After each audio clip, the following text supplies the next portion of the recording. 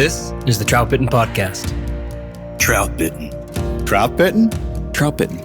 Troutbitten. Troutbitten. Yeah, Troutbitten. Troutbitten. It's about trout. Wild trout. This is Troutbitten.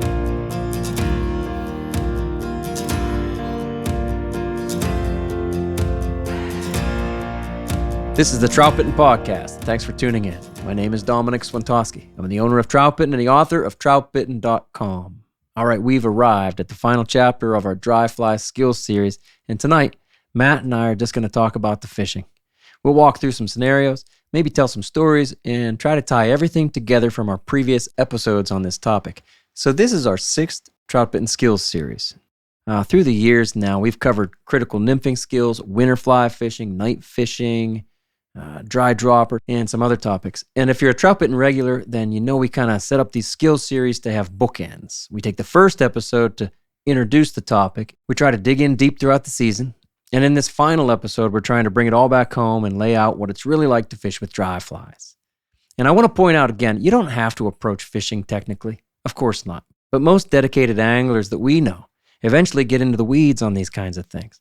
And I'll be honest here too, it takes frequent reminders to myself not to get too caught up in the details either.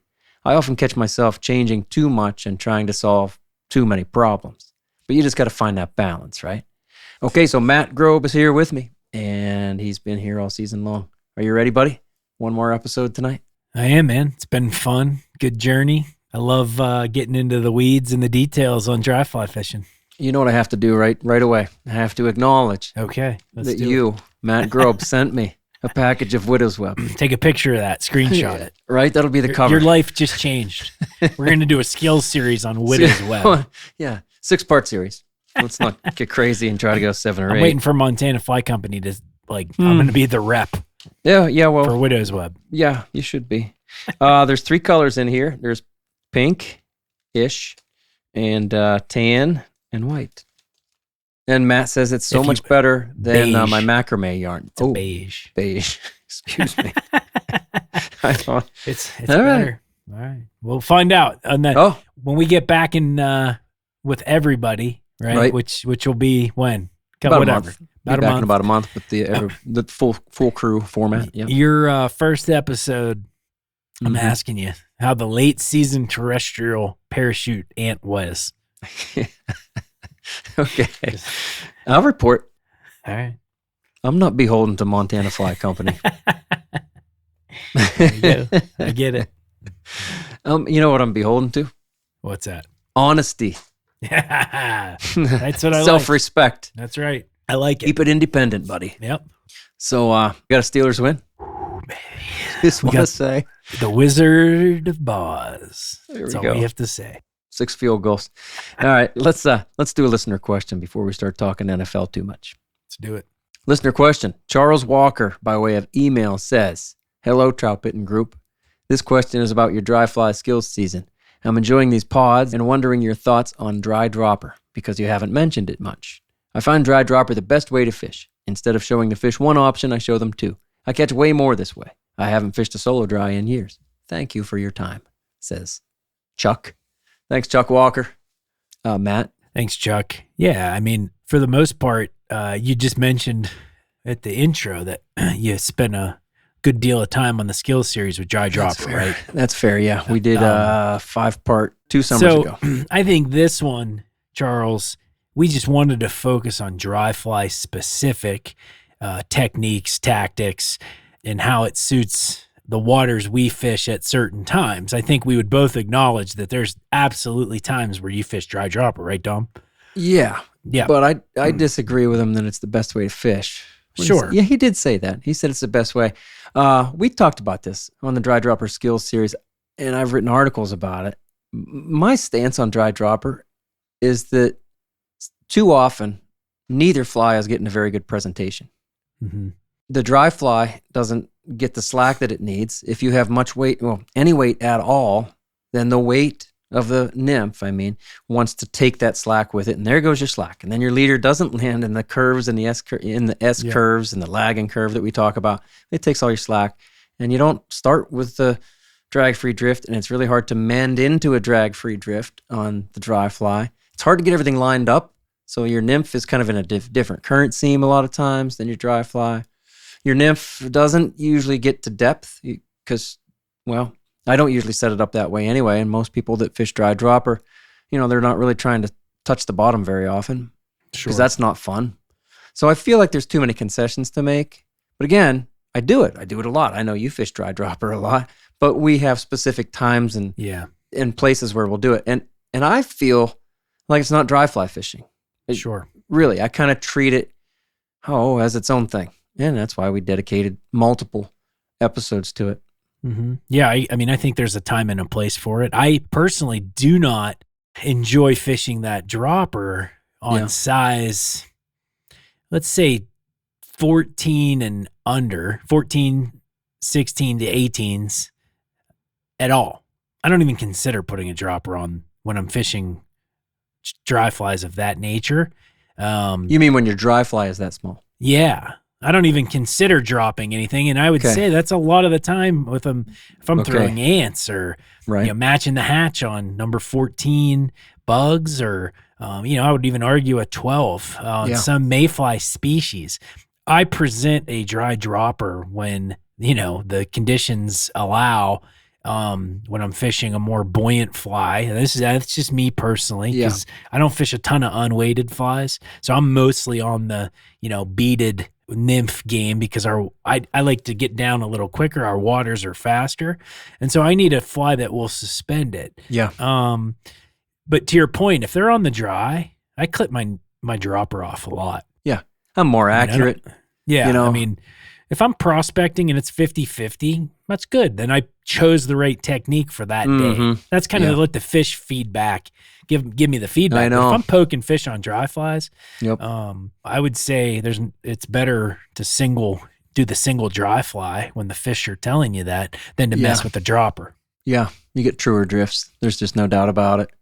Austin and I went through this, and I'll just briefly mention that for us, I know you kind of think of it this way too. There are really three styles of dry dropper. There's that kind of standard dry dropper where your dry fly is very buoyant and acting a lot. You're almost treating it like an indicator. Yep. I call it standard dry dropper. Sometimes I call it bobber dry dropper.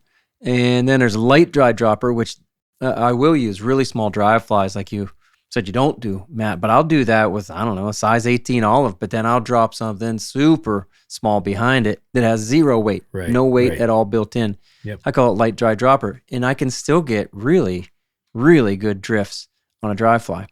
And the other way is tight line dry dropper, and you were talking about that earlier this season. Yep. And we use a tight line and a mono rig to be tight to our dry fly. It's almost like a tenkara concept where everything is off the water to the dry. And then you have the nymph underneath. That one, I almost feel like I'm nymphing. Well, I do. I treat it like I'm nymphing. But the other ones, everything, right? It's all there for you. Charles, go check it out. Everybody else, anybody else who is maybe thinking the same thing, it's there for you. It was 2 summers ago. I'll leave a link in the show notes. Thanks, Charles. Yep. Matt, you ready for the topic? Let's do it. How about this, buddy? For this final episode in the Dry Fly Skills series, let's walk through some scenarios that we frequently encounter.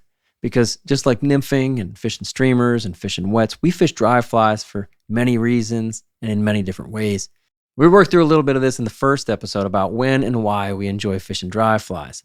But let's complete this bookend here by thinking about how things lay out and going through some strategy and thought process. And now that we've spent a good bit of time on the leader design, on fly selection in these other episodes, on casting and building in slack and all the other stuff. So let's think through these scenarios. Here are the ones we kind of want to walk through. We call them head hunting, fishing terrestrials, small stream stuff, and then working over a hatch, working through a hatch.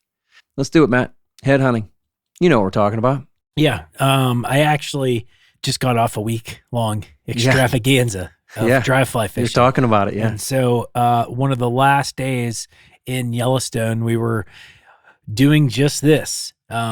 We didn't necessarily go to the river that late morning knowing we were going to head hunt, but we got to the stream, right, and observed, right? Yeah. We know it's terrestrial time. We'll get into that in a minute. And that was what we had thought we were going to do for the day. But at closer observations, we noticed a bigger, it was a white Miller caddis hatching.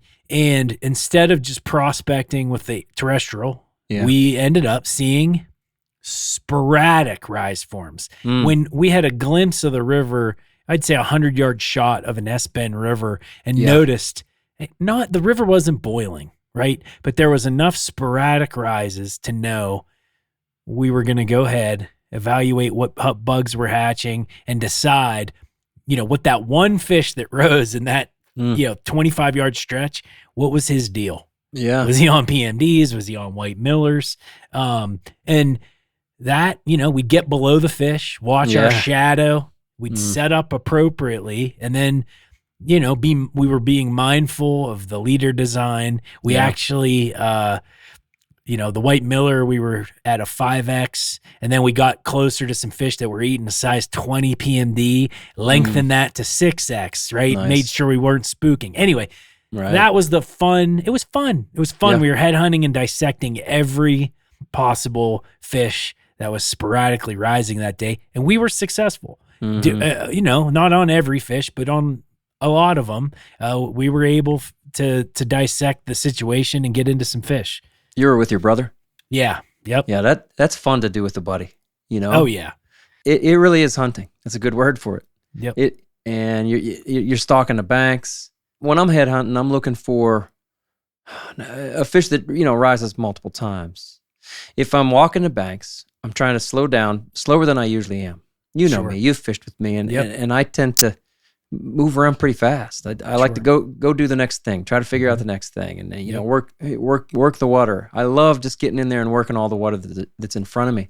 But if I decide that, like you did, that this would be a good strategy, or I just want to have fun head hunting this way, then that's what I'm looking for is trying to move slow enough. Maybe get up on a bank, right? I mean, get a higher vantage point. See if you can really kind of glass the water and see what's out there and find a fish that's actively rising. Sure. And we're talking not a hatch, right? So these fish, there wasn't enough bugs that I would say was a full-blown hatch to where you could see the fish actively working. It was one of those, it was going to, a rise, and then we had to wait 3 minutes, and then it'd come up again. But it was just the fact that patience was key, right? You had to have that willingness to not jump ahead of that guy, right? It was just like, hey man, let's talk through this. Let's figure out. And boy, is it fun watching, friend, sibling, dad, whatever, mom, hook into fish that way, because you get to watch it. I mean, there's nothing better than watching that dry fly eat, right? I know. And then they inspect. It's the time of year where they're like, this fish, they're not necessarily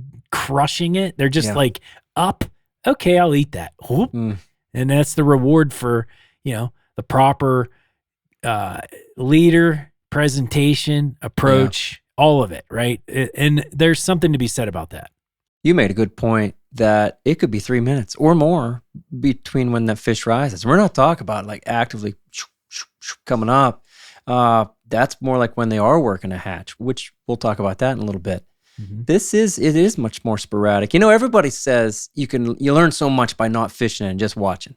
And Matt, you've guided enough. You know what people are talking about. Because when you're guiding, you're often just watching the water. You're watching your friend out there too. But I really realized that statement is so true when I started guiding, because I'm watching. I'm like, oh, that fish just rose up there in that flat. We're nymphing a run, for example, and I'm just kind of looking at the flat, and out of the corner of your eye, you see, oh man, that fish came up 3 times in the last 10 minutes. But again, it might have been 3 minutes between each rise. But that's a fish that wants to come up. So then you go get them. Another thing I like that you said is how, you and your brother went in with a certain plan, but an open mind. Sure. I think you and I approach fishing like that most times. A lot of people do. To me, that's the most fun way to do it. I hardly ever leave the truck, with a game plan that can't be changed. Sure. That's why I do carry a bunch of options in my vests, and I'm ready to go with a versatile rod.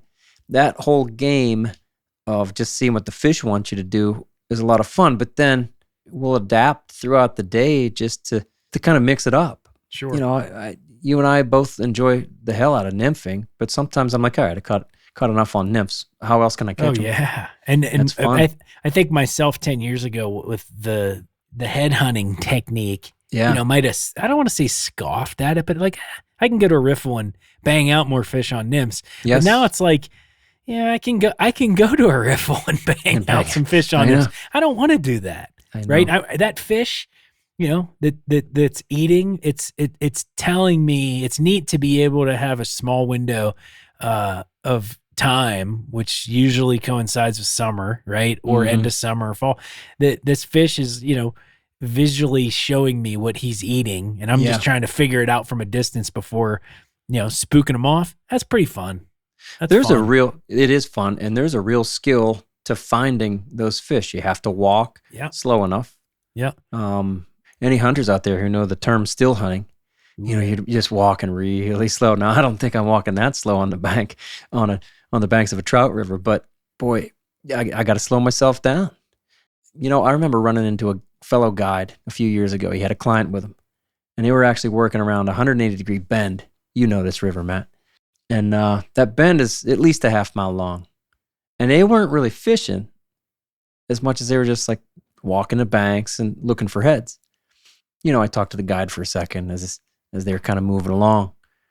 He was asking where I was fishing. I said, he was trying to stay out of our way, but they were just they were head hunting.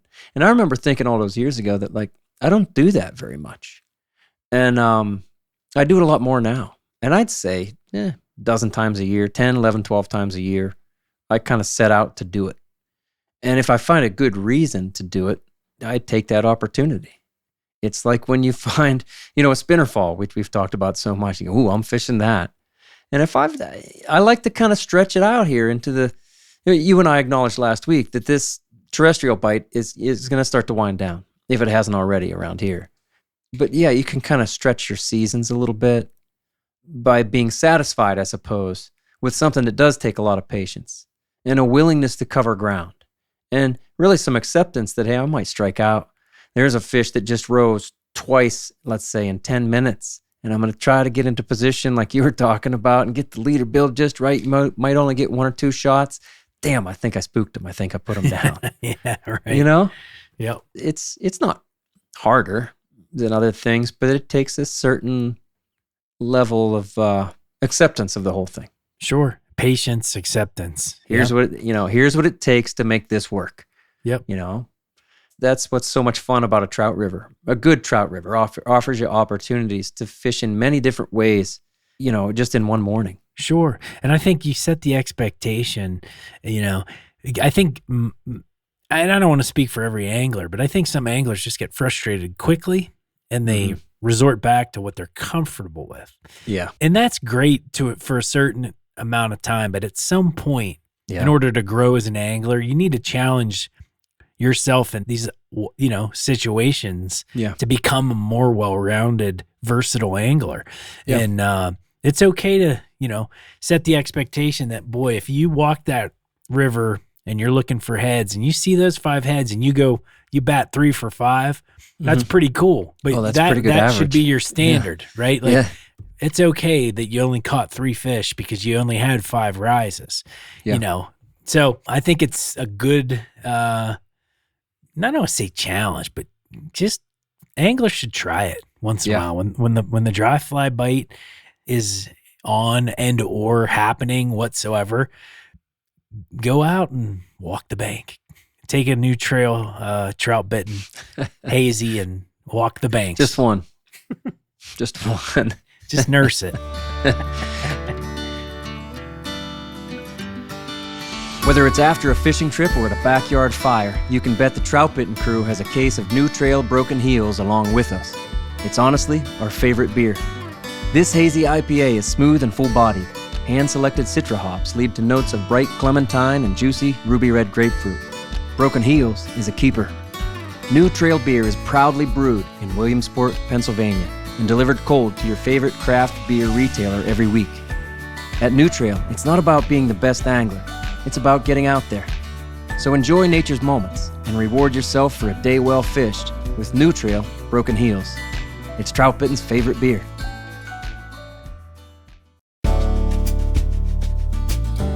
The landscape is changing for trout anglers. No doubt you've already noticed another truck at your favorite access point and seen more anglers on the water. For those looking for new challenges and fishing opportunities, Trout Routes has the data to help you avoid the crowds and explore new public water. Trout Routes has mapped more than 50,000 trout streams across the country with curated, detailed maps of public land and access points. Trout Routes has developed integrated and interactive data, putting the tools in your hands to research new water and help you navigate in the wild to know exactly where you stand in the current. It's still up to you to find those deep pools and undercuts, but Trout Routes helps you get on the water, connecting you with resources like fly shops and stream gauges for trout water across the country. Download Trout Routes in the App Store today. Then use the code Troutbitten for 20% off your membership at maps.troutroutes.com. Hey, let's talk about small streams next. For me, and I know you too, the small streams are just so well suited to fishing dries. And that's how I grew up fishing or learning to really fish everything. I fished minnows on small streams. And then when I started fly fishing, it was the same streams.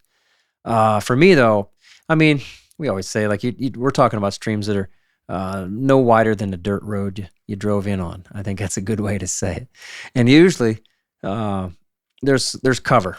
And there's downed logs, and there's, tree parts and things and bends in the river and weeds behind. There are things that make the challenge difficult. Of course, not every small stream is like that, but that's what I'm talking about here when we're talking about small streams. They have their own challenges, I suppose, and then their own rewards too. Yeah, the small stream, I think you and I both find a deep appreciation for that setting in general, just because often it coincides with less pressure usually, right? It's these places that often scream dry fly, right? Like the memory, I don't go there to tight line. I don't go there to dredge streamers necessarily. I go there because I want to, a wet wading situation with, small rod. Typically I fish a 7.5 to 8.5 foot rod in these streams. And, my box is simple. I don't carry a wide range of patterns necessarily because often you usually don't need that, right? You can more casually approach the waters. And you find all these obstructions and you find yourself kneeling, on the ground and looking at the obstacles in front of you to present that one good drift that often gets rewarded, right? With the right presentation and thought, and native fish. Maybe they're not native fish; they're wild fish. And you end up covering a good bit of water, and I do it a lot myself. And I don't keep referencing the fact that I just was fishing for 7 days, but we chose to fish a small stream one day. Humble brag. We took our time. We had one fish pass type situation. When you have 7 days, but we did the small stream one day, and we purposely did it because you know what? I didn't want to leapfrog. My brother. We were side by side, tactically approaching each bend and each hole, and trying to figure out, okay, what side of the river should we cross here? Should we not cross there? Anyway, that's I love it. My approach when it comes to that small stream setting. I think in terms of the fly selection, I'm with you. Usually you can get away with very general patterns. I think I can usually, again, get away with less perfect drag-free drifts. I'm always aiming for drag-free drifts, at least as a starting point. But they're more forgiving. That's fair. And then sometimes they're not, but usually they're more forgiving. But the challenge, though, and the particular thing that I enjoy is the casting. And I've said before, I feel like growing up or learning to fly fish on small streams really taught me the right things. If I didn't have that casting stroke, I really was in the trees, and I certainly was enough to learn lessons the hard way. I love the control that's required in the intricacies of that casting stroke, keeping it tight, keeping the loops where they have to be. That's where I learned to do that corkscrew cast. I showed that on the last fish and film video on the YouTube channel. We did a lagging curve cast. Josh and I filmed that. Some of these specialized casts, I suppose. There's one I call a crash cast. They all came from fishing small streams. Very much don't have to do those kind of specialized casts, you're not forced into it on bigger rivers. On the smaller rivers, you get into these places where you're like, man, what else can I do? How can I get the fly out there? And then you figure it out. And then you go, man, that would work on a big river too. Sure. And there's, when you look at all these bodies of water, wherever you're from, most places have those headwaters, those blue lines, those tributaries that suit this description we're talking about. Encourage folks to go out there and try that. It's a fun way to spend a day doing that type of fishing, and it can really impact your overall success on those bigger rivers when you go back out, to your home water and it's a bigger river. It's good to mix that up, right? It is, and to challenge yourself with these different approaches to different waters. Another thing that's kind of unique about small stream fishing is I plan on getting very short drifts. Because the water changes so much. Small streams, you get a lot of level breaks. You don't have long sections that are 100 yards long very often where the water is an even flow. It is going around the next bend or hitting the next undercut and, going deeper. And then you got the log that fell in and all these different and various currents are forcing the water around so many different ways that it's very difficult to get a long drift. So you stop aiming for long drifts and you go, I'm going to cast more, get short drifts. You kind of accept it. Mm-hmm. Well, the other time that I accept shorter drifts is when I'm fishing terrestrials. And that's kind of the next way of fishing dry flies, I suppose, that we want to talk about. Yep. When I'm fishing terrestrials, I love getting really close to the bank. And they're going to take them out in the middle of the river too, especially on a smaller river. But yes, even on a bigger river, they'll take an ant out in the middle, obviously take a hopper out in the middle, right? Yep. But for me, the terrestrial mindset that I like to think about is getting tight to the bank. That's my A water, tight to the bank. And I mean an inch off the bank. I do. Yep. I mean an inch off the bank. That's the challenge. And then that bank water is so often gone slow. And then the current that's right next to it has not gone as slow, sometimes 2, 3, 4 times as fast. So it wants to take any slack that you did build up right with it. And there you go. You start to go, okay, I'm looking for reaction strikes. I can build, lag and curve, crash cast, these different kind of specialized casts, whatever it takes to give that dry fly a little bit of grace. It lands, it's drifting, and then it gets ripped away. And you start to go, well, that's as good as anybody can do. And that's all right. But that's part of the game. And I do think that's similar to small stream fishing, or that's another thing I learned fishing dry flies on small streams that you take to the bigger rivers. Sure. No, I like that. You got me all excited talking about terrestrials. I know. Because, you and I both acknowledge we've been talking terrestrials a lot. Mm-hmm. Because we've been fishing a lot, right? It's this time of year, yeah. In both zones. Yeah.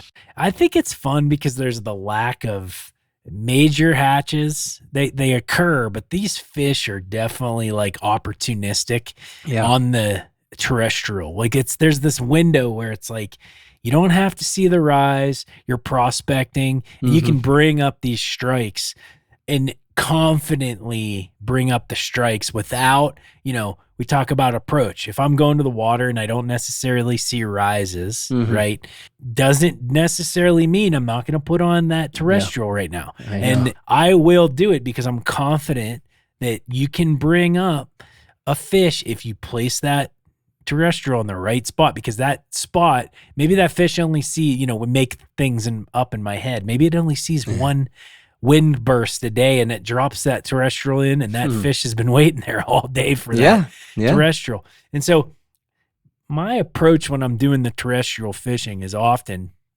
to your point, okay, I got grassy banks, maybe I don't see a ton of rise forms, but I'm going to get on the side of the river where the sun's going to be favorable to me, and I'm going to work that bank, and I'm going to get my ant close and or hopper close to the bank first and see what that, is this going to be like this is the day. I'm just working banks and I'm poking fish every 75 yards or 100 yards or whatever, 25 yards if it's really good. Yep. And then I neglect the mid-river. I don't care about mid-river, right? I'm going bank. And then if I need to go mid-river just to see what's going on, I will. I know.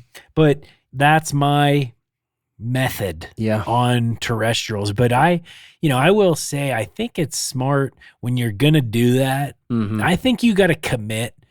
You got to give it at least a good sample of the structure that you're fishing, because some That's fair. sections they just don't ant fish or whatever for whatever reason. But then you go this 100-yard stretch where you move 8 or 9 fish, and sometimes it's regional. You talk about regional egg bites. I think there's regional terrestrial bites. Yeah. Some Certain parts places of the are river. better than others. Oh, yeah. So I think when you're terrestrial fishing, it's important to leave your nymphs in the car and just fish a terrestrial for an hour Yeah. and see what you can do and what you can learn. What do you think about that? Everything you just said is prospecting for trout. And I think it's a perfect match for prospecting for trout. We will prospect with nymphs and streamers as well, but prospecting for trout with a terrestrial dry fly is like the perfect match. You said cover water. I'm looking for reaction strikes too. You said you have to find, kind of the next patch of fish. How many times, Matt? You catch one, then you catch another. Maybe you catch 3 in one spot. And then you go nothing for 100 yards, right, like you said. Yep. That's prospecting. You're not going to see heads. You might not. For me around here lately, nope, not seeing heads, but I'm still catching them on the ant. They're still looking for it, and I love it. Yep. We're talking terrestrials. How important do you find that pattern? We've talked about pattern in an earlier podcast. Do you find rotating colors at all in your terrestrial patterns can make or break a day? No. And I mean, okay. I don't. I just fish that black ant, and maybe that's a mistake. But I fished enough other patterns through the years, and I just went, I enjoy. Here's why. I just enjoy fishing the black ant, and if they don't eat it there, or if they don't eat it at this bend, I'm gonna keep going. I'll probably catch them at the next bend. Yeah. I really don't. Okay. I probably will get back around to testing other terrestrials. Sure. But for me, every time the terrestrial bite sort of turns on, middle of June, end of June, around here, I get excited about that. I put the black ant on, and they start eating it. Yep. What about you? You like your purple? Recently, You want your purple? no, it's a cinnamon. Yeah. I like a cinnamon ant, and that's, red hot spot in the middle. Not anyway, I've messed with that because I see some naturals that are clearly that type of color. And so, is it fake success? Possibly, but Right. I've been rotating a few different ant patterns just because I'm fishing it more. And, we like to A/B test. I encourage people to always A/B test. I know not every year the same pattern works year in and year out. Isn't that right? crazy? And it's always fun to mix in a new pattern to see. And dry flies are, we harp on, most of the time we carry a handful of patterns. There's always, every 5 years, I remember on the old forum, someone would have that new, hey guys, try this out. And then all of a sudden it'd be, trout candy for the whole group for a year. Yeah, lights out for a while. That's fun to find that. For whatever reason, I don't do that with terrestrials. And, I probably will. Now that we talked about it, I'll probably start next year. It's fun to mess around with. And a little flash. I got to put some widow's web. You got widow's web, maybe some rubber legs. Did you ever try rubber legs? I have. They don't seem to like No. the terrestrials getting too big around here. Okay. Well, I can get away with some rubber legs. You sure can. Hey, what about a splat? What about the, you guys tell you to push it down on the water and make a commotion, get their attention that way. I like that. I did that approach the other day. I think it's a happy medium. Right. I think the proper leader build provides a fun splat assistance when you build the leader properly. It is fun. Yeah. It can, you can roll that. If you're roll casting, often, if you have a foam pattern, you can get away with some roll casts. Or if you're just regular casting, the way that splat hits, it just triggers, especially with brown trout. There is some sort of aggressive, excitement that causes when it hits the water and creates that commotion. I would tell people you can't really, you got to watch. It can't just be an oblivious splat because oftentimes your cast means that your cast can get sloppy. Right. When you're trying to do that, but almost a natural bloop. Did I say that good? Bloop. Yes. It's a bloop. It is. You know what I'm talking about. Yeah. Yeah, I think you're saying too. You want to be careful that you don't splat the leader at the same time as you're splatting the dry fly. So I think, that's real important. yeah, I think that's the key. And then a water type that you're splatting in and all that stuff. Anyway, experiment with it.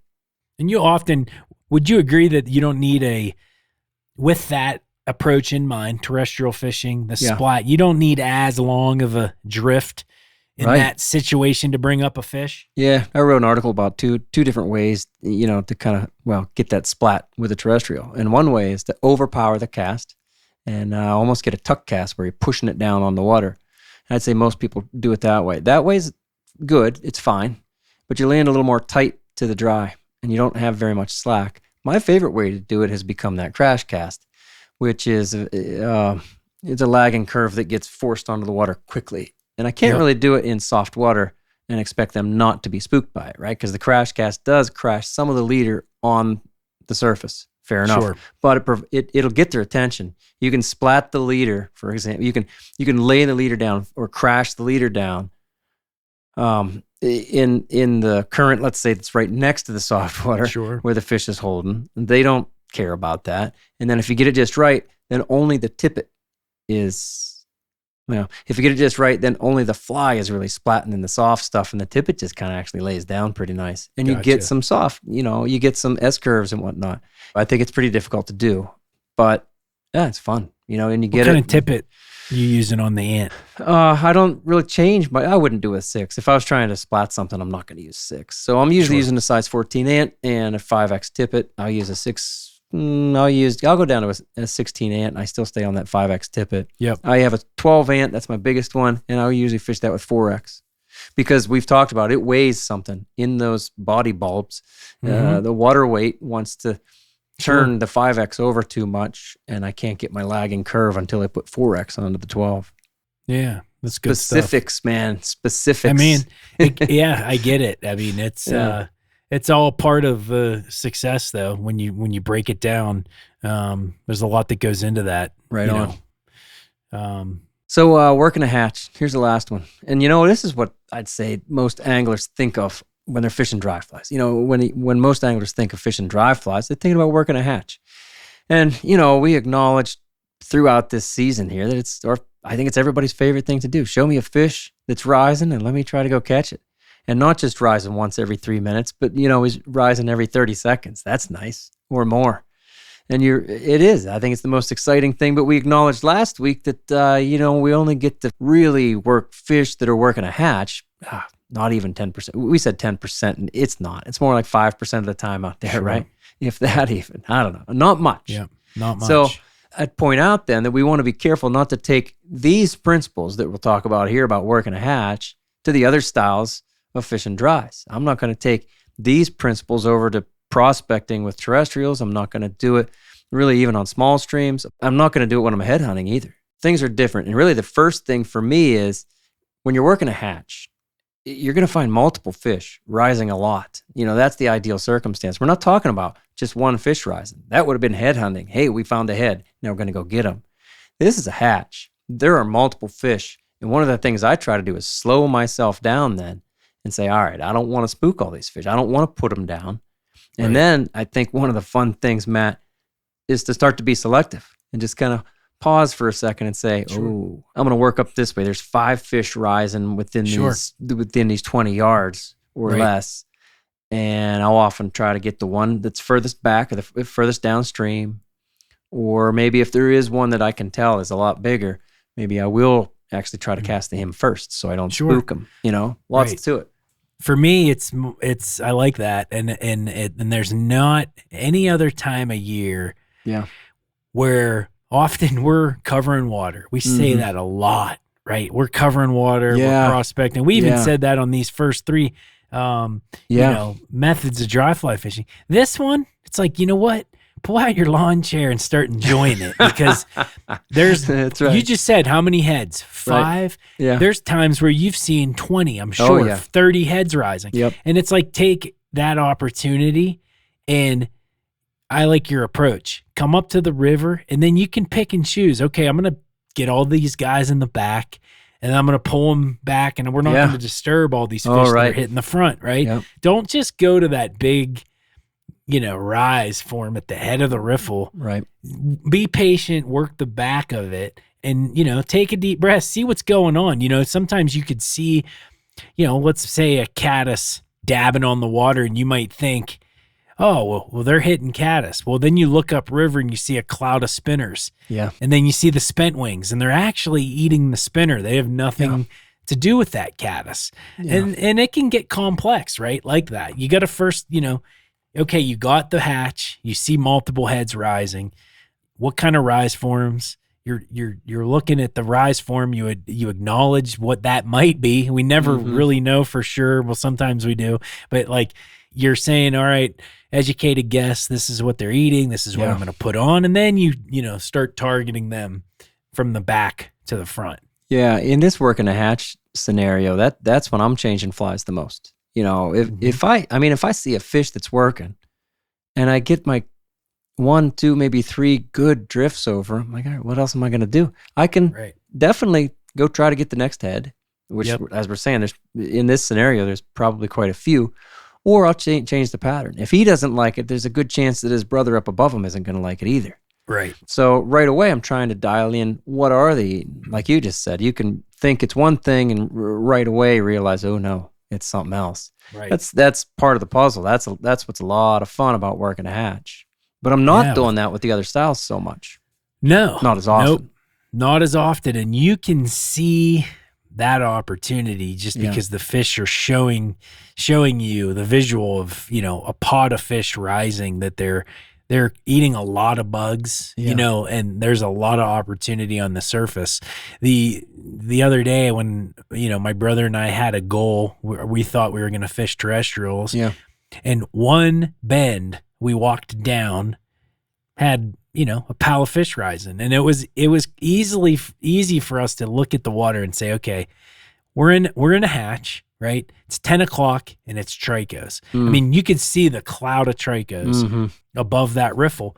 And then, okay, you started seeing more and more, and it's a window, and you almost get anxious. You're like, okay, they're not going to do this all day, right? This is a small window, and we had a 15, 20 fish eating tricho spinners, and we adjusted the leader, added some 5X, and realized that was even. And me, I don't fish 6X a ton. The trichos were 24s, so we went down. Oh yeah. Yeah, what I mean? We're down to the 6X, and you had to set the hook different. Oh, yeah. The whole thing. But it was fun, man. It's like, okay, we got them because we were missing and hooking fish, almost to the point where you're like, okay, this fish rose. You had a good shot at every fish that rose in that riffle. You're like, and then you started educating them. And then you missed them, and you're like, that fish isn't, I casted 25, how many is too? You cast so much, you're like, all right, this fish is probably not going to eat that. That female spinner. Then we turned to males with black bodies. I don't know if you've ever gotten into that. We're like, absolutely. We got rejected from that, but it was a good idea. But it was fun, right? Fun time. It was a short window though. Yeah. I mean, I would say 45 minutes. Right max. on. Yep. I hear you. I mean, that was 45 minutes of awesome action, right? Yeah. I'd take that any day of the week. Oh yeah. I said this is like I always joke the trichos are like the retirement hatch. It's like you get up, you can fish it from whatever in the morning. You can get the hell out of there. I felt great after it was done. That's right. I did what I came here to do. I'm good. I'm good.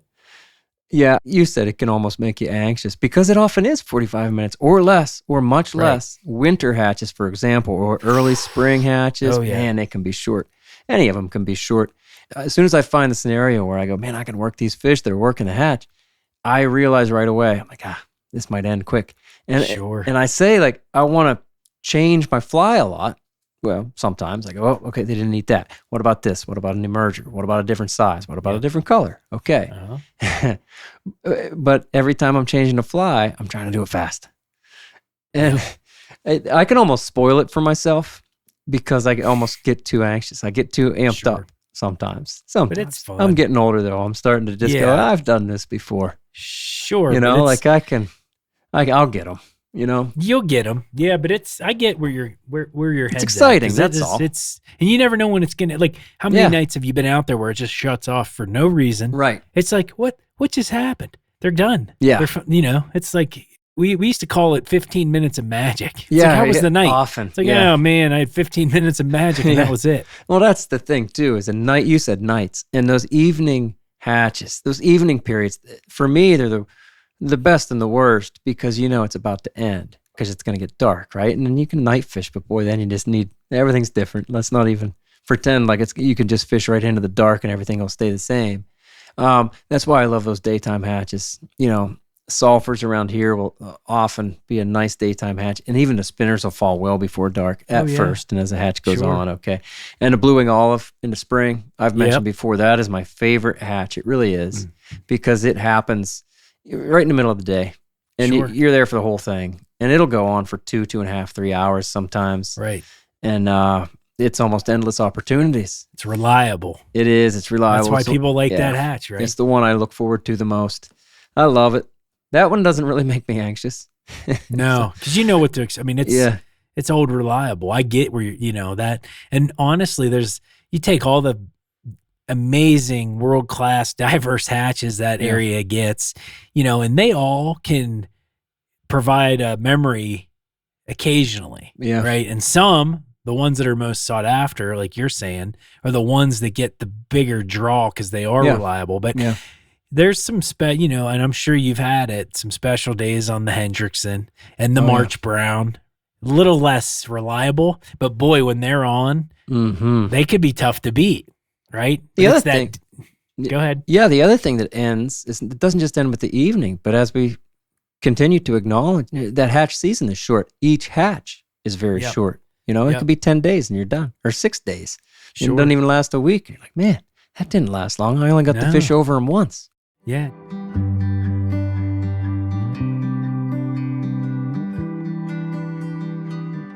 Since 2006, Yeti has been building products for anglers who fish hard and share an addiction for the woods and the water. Yeti changed the industry with their legendary coolers by featuring rugged but simple designs built to last for generations and stand up to whatever Mother Nature might bring. Yeti now takes that same functional and elegant design to everything in their lineup, from soft coolers to drinkware, bags, and more. The new Yeti Go Box gear cases have become my daily storage solution for a life on the water. Offered in 3 sizes, the Go Boxes are rugged and waterproof at home on a boat or in the back of a pickup. All Yeti Go Boxes offer smart storage solutions with removable cargo trays and dividers, and the Pack Attic is a set of zippered pockets conveniently housed in the interior lid of the 30 and 60 sizes. Lockable, light, and nearly indestructible. I use the 15 size Go Box for camera gear and the 30 size for organizing my reels, fly boxes, leaders, tippet, and everything else that keeps me fishing. The Yeti Loadout Go Boxes are the perfect angler's companion. For over a decade, Smith Creek has designed and built outstanding gear for the serious angler.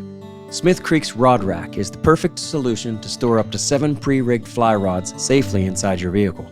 Each kit comes with 2 heavy-duty suction cups and 3 mounting methods. If your vehicle has bolt holes in the rear headliner, Smith Creek now offers free M6 eye bolts with your proof of purchase. The Smith Creek Rod Rack has been my choice for rod storage for the last 5 years because I prefer to keep my rods in the vehicle, rigged up and ready to go, without the need for a rod vault on the top of the vehicle. All Smith Creek gear is backed by outstanding customer service, no matter where or when you bought it.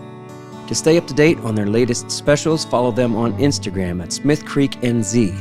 Quality you can depend on from a brand you can trust. Smith Creek. Do you chase it?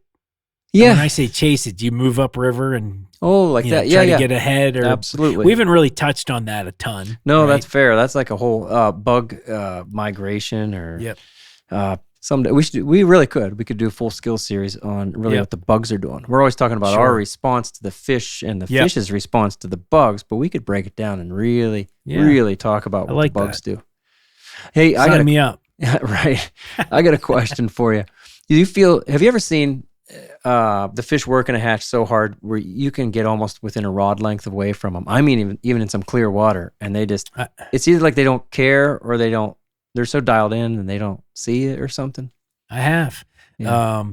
And it's, I've always wondered, is it the lighting? Is it they're just nothing is going to stop these fish from, and you have nature. There's certain times in nature, often coinciding with breeding where they're dumb and their senses turn off. I truly believe that sometimes that happens in hyperphagia here with the grizzly bears, where their senses are all food, right? They're like programmed to eat X amount of calories a day, and they start neglecting visual and hearing senses. Yeah. And they're more focused, and they get into dumb shit, right? Like they get into people's garbage and all that stuff, but it's only a certain time of year. I would argue that same thing applies during heavy hatch season, where it's like, survival, man, they don't give a shit. They're eating their heads off right now because it's, let's be honest. We don't see the smorgasbord underneath the surface all year, but on top, what would you say? The smorgasbord is maybe 8 weeks long. Oh, right. Yeah.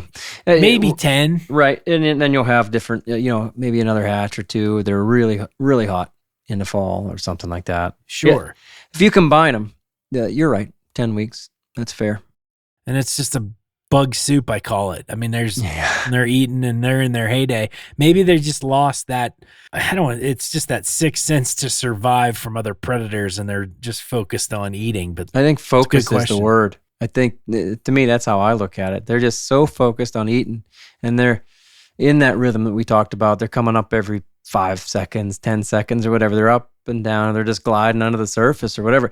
I've literally been so close I could actually touch the trout with my rod tip, and they don't care. No. I think it's a focus thing. I think they just, more than anything, I think they're not aware that I'm there, because all they're doing is looking for the next bug, next bug. It's like all their senses, like you say, shut off. That's a good analogy with the bears. Heck yeah. What else, bud? Oh, anything else on working a hatch? Expert tips on working a hatch from Matt Grobe. I would maybe do, from an approach standpoint, just a little research doesn't hurt, especially when you're on new waters. Just to kind of find out what hatches are, because don't take for granted all the different hatches that are occurring. But when you do see, when you're in the situation where that hatch is producing all those heads, it pays to have a little pre-knowledge on what's occurring, so you can have the right imitations. Even if they are generalistic, you still want the proper ties and whatnot. Yeah, this is when the pattern matters the most, and I don't want to go over a sulfur hatch with just one look. Sure. I want all those forms. I want those low riders. I want those those top riders with the high hackles, and I want emergers. Yeah, like you say, I mean, doing a little research ahead of time, or just knowing your waters and thinking about what you might get into, sure, and being prepared. Yep. Everybody can make fun of my big vest with all my pockets, but I'm ready. I wouldn't. I never have. All right, man. That's about it for the season. Wow, that was good.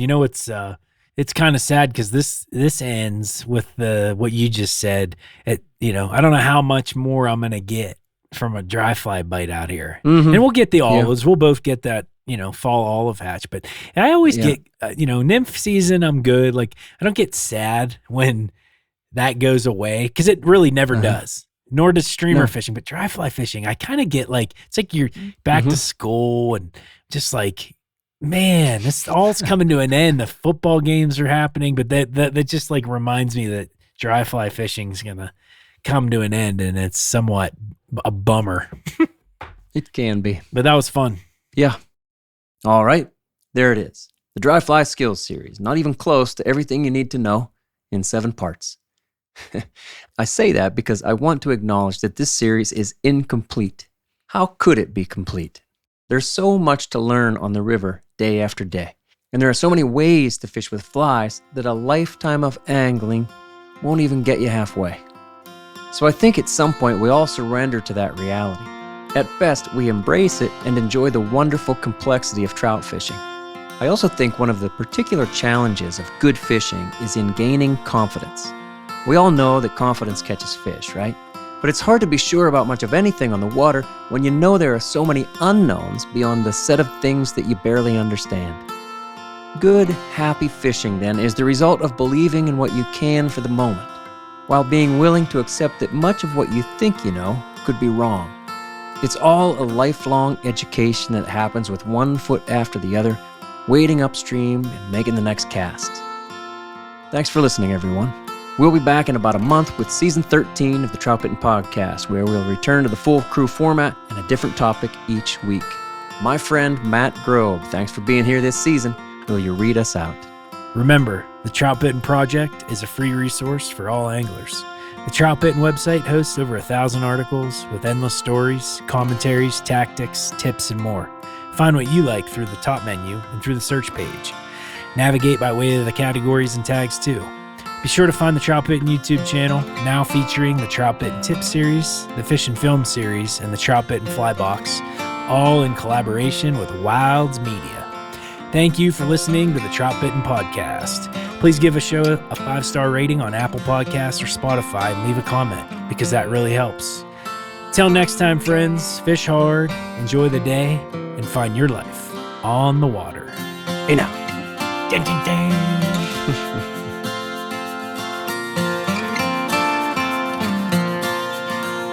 Hey now.